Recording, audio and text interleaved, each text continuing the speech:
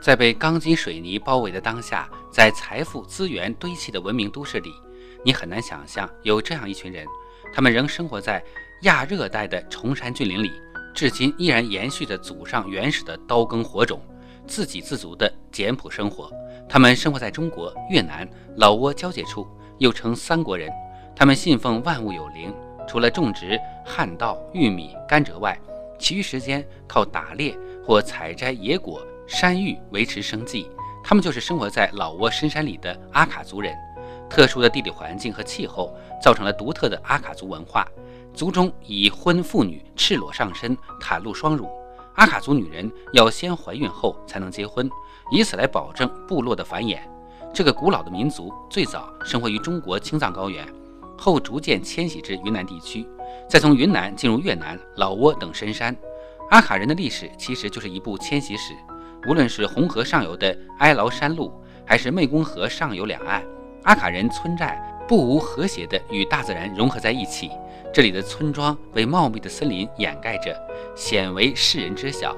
他们有着奇异神秘的文化和风情，以及独具特色的民居，因此被誉为东方的印第安人，有着很深的民族文化底蕴。阿卡人有自己的语言，但没有自己的文字。他们的历史靠的是口口相传，无拘无束，简单古朴是他们的追求。一季庄稼收成够吃4个月，其余时间靠上山打猎或采摘野果、野山芋维持。当森林烧完时，就全寨迁徙。山峦环抱着阿卡村寨，无形中透露出它的古老原始。他们住低矮的草房，材料来源于山林之中。他们也很少穿鞋，所以导致脚部很黑。阿卡族主要通过打猎来维系生活。当木柴烧光和猎物不够时，他们就会迁徙到别的地方去。背篓就是他们常备的工具，上方还有个小木板用来固定，所承担的重量都被均匀地分配到了两侧。阿卡村里的每一户人家都是家徒四壁的困境模样。原始的烧柴锅灶，有竹篾的吊脚楼，间隙有凉风习习，土墙看上去年久失修，地板依旧是黄土。门外的道路顺山势而上，荒草遍地。门前屋后有柴垛和晾衣服的长树枝，衣裤不用衣架，直接晾晒。阿卡族的女人无论天气有多热，都穿着长袍，并且在颈口处绣上好看的花纹。她们戴高顶黑布高帽，帽檐胸前被银饰物挂满。她们的装束很真实，很生态。所谓的妇女都是很年轻的女孩，袒露的胸部昭示与年纪不符的垂态。阿卡族的婚姻属于宗族外婚姻制，同一宗族内部一般不联姻，特殊情况联姻的也必须超过相隔3代以上。近亲结婚在族内会被禁止或者鄙视。阿卡年轻男女都是自由恋爱，通过一系列社交和生产劳动，逐步发展到婚姻家庭。各地各支系的婚礼各异，场面热烈，精彩纷呈，具有浓郁民族特色和地域特色。阿卡人村寨处于母系氏族和父系氏族交替的一个特殊时期，男人和女人终生不在一个床上睡，房子中间有一个叫路卡的东西隔开，男人睡一边，女人睡一边。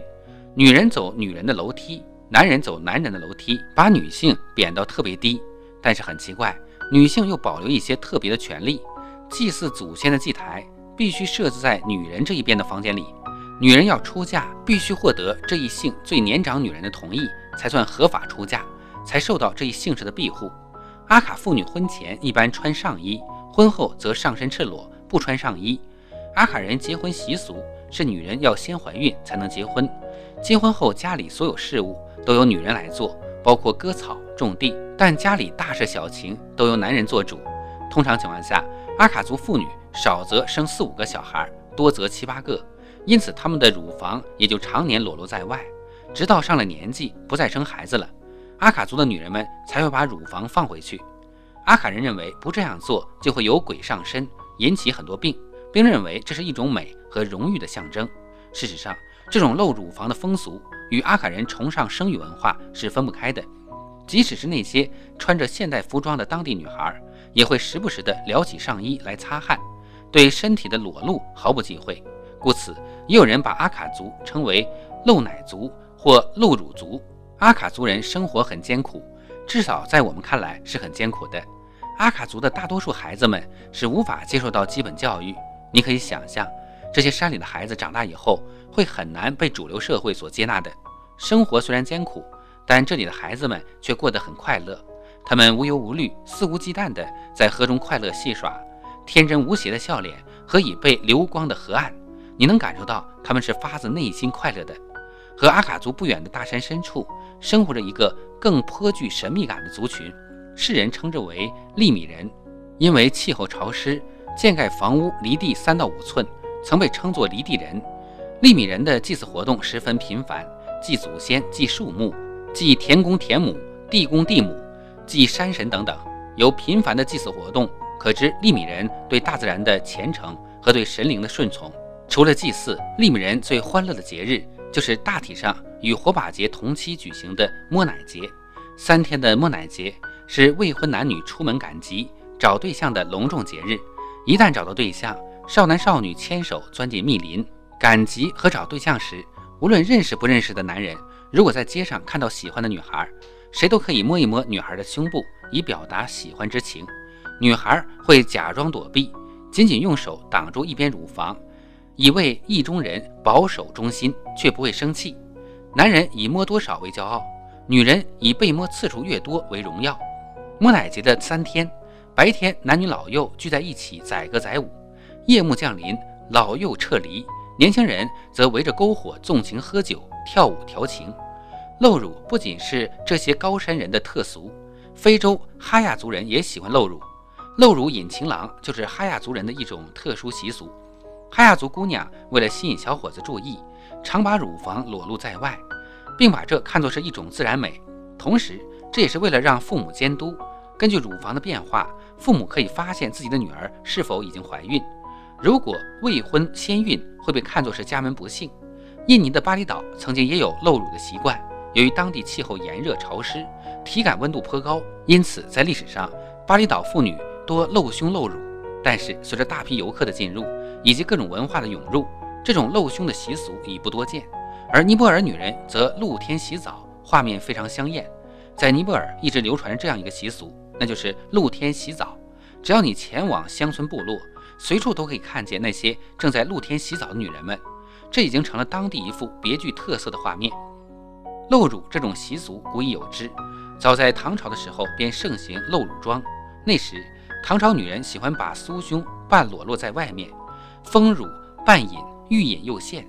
为此，唐高宗2次下令，要求女子不能穿露乳装。但是禁露只是一时有效，后来又照常如旧。后宫的女人也越来越薄、透、露，最后连皇后、武媚娘都穿上露乳了。在古代的韩国女人更喜欢露乳，因为当时规定只有生男孩的女人才能穿露乳装，所以那时的韩国女人以露乳为荣。到现代，露乳的事情也很常见，尤其是夏天，很多姑娘直接穿着胸罩出门。所以面对多民族多文化，我们应该以包容的心态去面对，平等的眼光去看待，这样才能发现蕴藏在不同民族之间各自的文化魅力。你觉得呢？关注我，热心读者带你长见识、长知识。